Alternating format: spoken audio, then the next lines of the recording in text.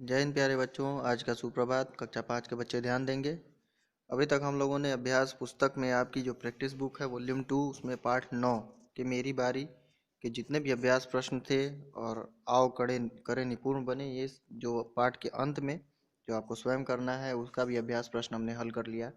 अब हम आगे बढ़ेंगे। पाठ 10 डाकिया और अपाहिज लड़की के नाम से जो पाठ में आपकी प्रैक्टिस बुक में जो पाठ है उसमें बढ़ेंगे मेरी बारी 1। एक शब्द ज्ञान में दिए गए वाक्यांश के लिए एक शब्द लिखिए, यानी कुछ शब्दों के समूह यानी छोटे वाक्यांश हैं। इन वाक्यांशों को आपको एक शब्द में कन्वर्ट करना है, यानी इनके लिए एक उचित शब्द क्या होगा ये आपको लिखना होगा। तो इसमें जो पहला प्रश्न है यानी क आपका दिया गया है सबको समान दृष्टि से देखने वाला। सबको समान दृष्टि से देखने वाला, समान यानी सम, दृष्टि से देखने वाला यानी दर्शी यानी देखने वाला। तो समदर्शी यहाँ पर जो आपका फिल इन द ब्लैंक है इसमें हम क्या भरेंगे? समदर्शी। ये आप देख सकते हैं रेड स्क्वायर बॉक्स में लिखा गया है कि सबको समान दृष्टि से देखने वाला। इसके लिए एक उचित शब्द होगा, सिर्फ एक ही शब्द आपको लिखना है, वो उचित शब्द होगा समदर्शी।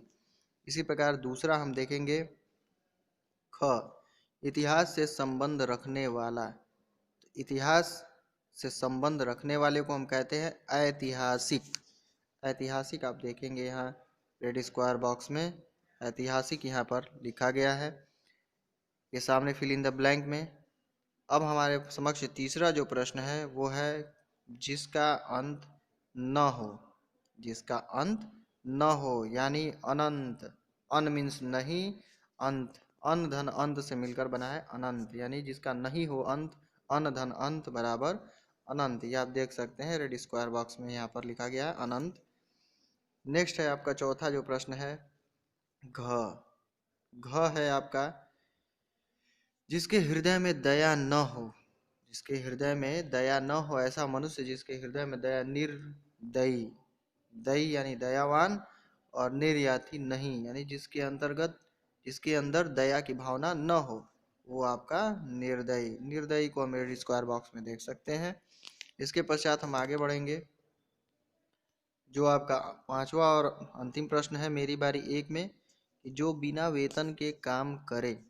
जो बिना वेतन के काम करे यानी जो वेतन न ले। तो अवैतनिक इसके लिए सही जो शब्द होगा वो होगा अवैतनिक। अवैतनिक यानी वैतनिक मीन्स होता है वेतन पर रहने वाला, अवैतनिक अ मीन्स होता है नहीं, यानी अ का प्रयोग यहाँ पर किस अर्थ में होगा? नहीं के अर्थ में। तो अवैतनिक यानी जो वेतन के बिना कार्य करता हो, जो वेतन न लेता हो, जो बिना वेतन के ही कार्य करता हो उसे अवैतनिक कहते हैं। आगे बढ़ेंगे हम मेरी बारी 2। मेरी बारी 2 में आप देखेंगे प्रश्न है आपका उपसर्ग जोड़कर शब्द बनाइए। उपसर्ग हम सभी पढ़ चुके हैं आपकी पाठ्य पुस्तक में। जो भाषा की पहचान शब्द ज्ञान के तहत जो उपसर्ग और प्रत्यय आपने पढ़े हैं।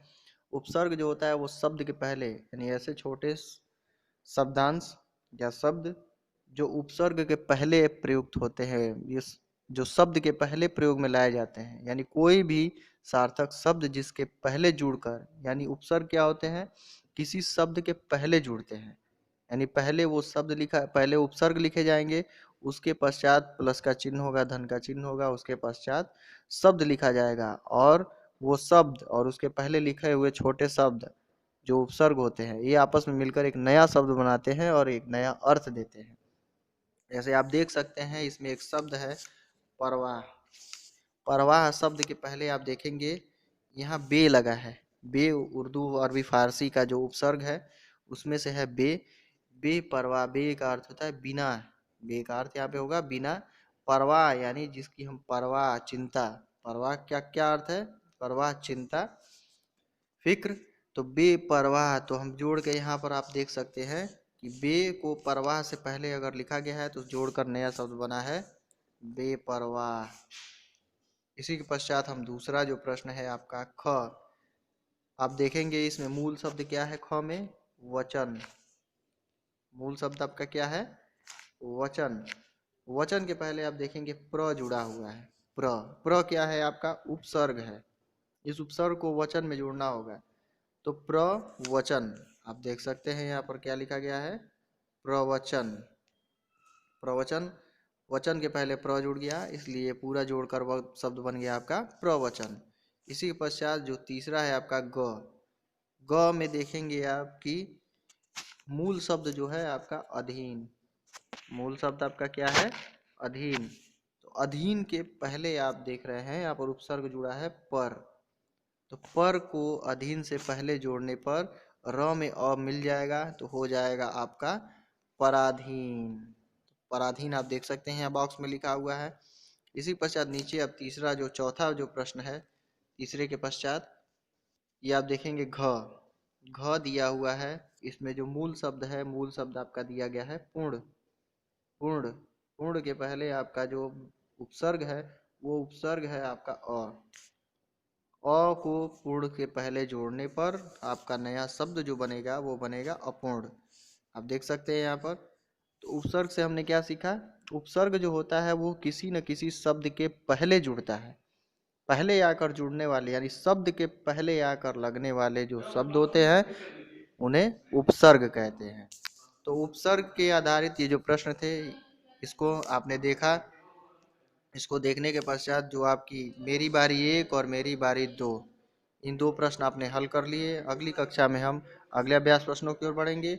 अभी आपकी कक्षा समाप्त।